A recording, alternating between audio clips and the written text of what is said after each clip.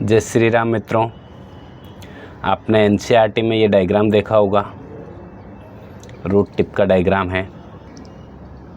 इसको आज हम प्रैक्टिकली देखेंगे कि जो ये रूट टिप का डायग्राम दिया हुआ है ये दिखता किस तरह है।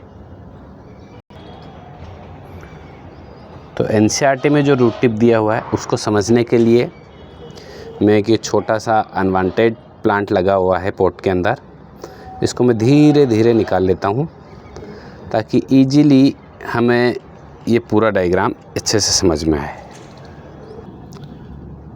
तो आज हम इस रूट टिप के जो अलग अलग रीजन हैं इनको मैं लाइव दिखाते हुए आपको समझाऊंगा ताकि आपको बहुत अच्छे से क्लियरिटी मिले कि किस रूट का जो रूट टिप का ये एनसीईआरटी के अंदर डायग्राम दिया होता है ये आखिर होता कहाँ है। तो मैंने जो प्लांट लिया है, ठीक है, उसमें आपको बहुत सारी रूट दिखाई दे रही होगी। ये इस तरह से पूरी एक लॉन्ग रूट है, प्राइमरी रूट, ठीक, और उसके फिर आसपास ये रूट्स निकली हुई है, देखिए छोटी छोटी, ये सब सेकेंडरी रूट है, ठीक है, ये सब सेकेंडरी रूट है। तो हमें तो केवल रूट टिप चाहिए।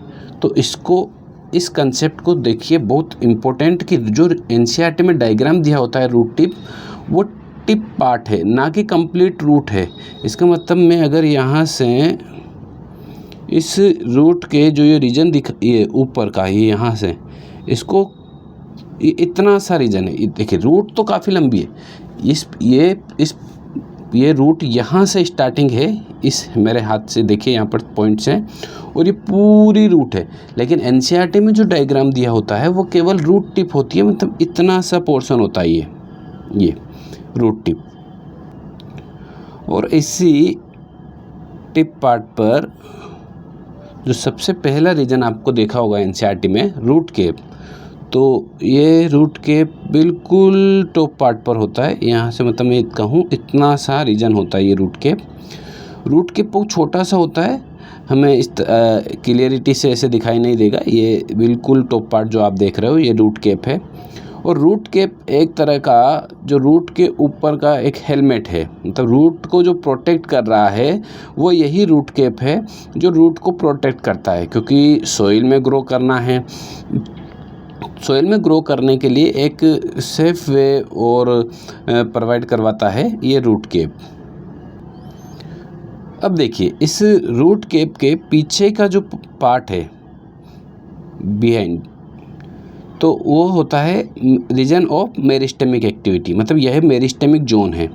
और मेरिस्टेमिक जोन में हमें क्या देखने को मिलेगा, इस रीजन के अंदर, रूट के इस रीजन पर मेरिस्टेमिक टिश्यू होते हैं जो कंटिन्यूसली डिवाइड करते रहते हैं और इसको लेंथ में बढ़ाते हैं। क्योंकि मेरिस्टेमिक टिश्यू का काम ही होता है कंटिन्यूसली डिवाइड करना, कोई स्पेसिफिक फंक्शन नहीं होता है, केवल इनका डिवीजन करना ही एक काम। इसीलिए इस रीजन को, मतलब जो मेरिस्टेमिक एक्टिविटी जहाँ से हो रही है इस पार्सन से, इसको मैं कह सकता हूँ कि ये एक ग्रोथ जोन है जो केवल कंटिन्यूसली डिवीजन करने का काम करता है। ठीक बच्चों, ये बात समझ में आई। तो कोई स्पेसिफिक फंक्शन नहीं है, कोई वाटर एब्जॉर्प्शन वगैरह ऐसा कुछ नहीं होता है। हम सोचते होंगे कि पूरी रूट से ही वाटर एब्जॉर्प्शन, मिनरल एब्जॉर्प्शन होता है, नहीं, ऐसा कुछ भी नहीं है। और एनसीईआरटी में जो डायग्राम है वो तो इतना सा, ये रूट टिप का इतना सा डायग्राम दिया हुआ है। इसी रीजन के अंदर ही मेरिस्टेमिक एक्टिविटी हो रही है, रूट केप भी इसी रीजन में है, और जो इसके पीछे, मतलब ये जो इसी के पीछे की तरफ का जो रीजन है, ठीक, मतलब यहाँ से अगर मैं इसको समझाऊँ, एनसीईआरटी में जैसा दिया हुआ है उस तरह से समझाऊँ तो मैं इसको ऐसे रख सकता हूँ, ठीक है। और अब देखिए यहाँ पर, अब ये इतना सा जो रीजन है ये है पूरा एनसीईआरटी का डायग्राम रूट की, मतलब इसी रीजन में मेरिस्टेमिक एक्टिविटी हो रही है और मेरिस्टेमिक एक्टिविटी की वजह से लेंथ बढ़ रही है। तो कौन सा रीजन बन रहा है, region of elongation. Region of elongation इसी के जस्ट पीछे इतना सा पोर्शन होता है ये। तो जो रीजन ऑफ इलोंगेशन है इसकी वजह से रूट की लेंथ बढ़ती है, यहाँ पर इसकी वजह से रूट की लेंथ बढ़ती है, ठीक है। तो मेरिस्टेमिक एक्टिविटी में हमेशा न्यू पार्ट जनरेट होता रहता है और इलोंगेशन की वजह से रूट की लेंथ बढ़ती रहती है। तो बिहाइंड ऑफ मेरिस्टेमिक टिश्यू कौन सा रीजन प्रेजेंट होता है, रीजन ऑफ इलोंगेशन प्रेजेंट होता है। अब रीजन ऑफ इलोंगेशन के ऊपर प्रेजेंट होता है मैच्योरेशन रीजन, ठीक, तो ये भी हमें कहाँ देखने को मिलेगा, इसी टिप पार्ट पर देखने को मिलेगा। मतलब यहाँ पर हमें क्या देखने को मिलेगा, मैचुरेशन रीजन देखने को मिलेगा। और मैचुरेशन रीजन में डिवीज़न नहीं होता है, ये स्पेसिफिक फंक्शन करता है, मतलब ये एक तरह का परमानेंट टिश्यू है। तो यहाँ पर कोई किसी तरह का स्पेसिफिक फंक्शन प्रेजेंट होगा मैचुरेशन रीजन के अंदर। ऐसा क्यों हो रहा है, क्योंकि इसमें देखो ये मैचुरेशन रीजन है तो डिफ्रेंशिएशन हो गया है। मतलब इस मेरिस्टेमिक रीजन में जब डिफ्रेंशिएशन होता है तो वो जो टिश्यू है वो बन जाता है डिफ्रेंशिएटेड टिश्यू। ठीक है, मैचुरेशन रीजन आ जाता है।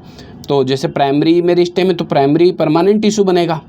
ठीक, तो उसे कहते हैं हम डिफ्रेंशिएटेड हो गया है। तो यहाँ पर जो रीजन ऑफ मैचुरेशन आप वो दिखाई दे रहा है ये इस पार्ट पर, तो यही है मैचुरेशन रीजन। ठीक, स्पेसिफिक फंक्शन क्या होता है, क्योंकि इसी मैचुरेशन रीजन के ऊपर रूट हेयर प्रेजेंट होते हैं, जो बहुत छोटे छोटे होते हैं, आपको दिखेगा कि नहीं क्योंकि ये यूनिसेलुलर होते हैं। ठीक, तो यहाँ पर मैं अगर इसको रख के समझाऊँ तो इसी रीजन के ऊपर छोटे छोटे रूट हेयर्स होते हैं जो यूनिसेलुलर होते हैं, और उनका काम होता है वाटर और मिनरल्स का एब्जॉर्प्शन करके प्लांट को सप्लाई करना। ये जो रूट हेयर्स लगे होते हैं मैचुरेशन रीजन से, ये इसके एपिडर्मल पार्ट से ही लगे रहते हैं। ठीक है, तो एपिडर्मल पार्ट से लगे होते हैं थ्रेड लाइक, बहुत छोटी छोटी स्ट्रक्चर्स होती है पूरी रूट। एक और चीज़ ध्यान रखो, ये जो आपको रूट हेयर्स दिखाई दे रहे हैं, ये जो रूट हेयर्स दिखाई दे रहे हैं, ये केवल इतनी बड़ी रूट जो मेरे हाथ में दिख रही होगी आपको, ये इसके केवल टिप पार्ट के मैचुरेशन रीजन पर ही है। बस जो मैचुरेशन रीजन है उसी के टिप पार्ट पर ये रूट हेयर है, पूरी रूट में नहीं है। रूट तो काफ़ी बड़ी है, तो टिप पार्ट के केवल उसी रीजन पर, इसी रीजन पर हमें क्या देखने को मिलेगा, रूट हेयर्स देखने को मिलेगी जो वाटर और मिनरल्स का एब्जॉर्प्शन करेंगे। ठीक है, क्लियर हुआ? Thank you.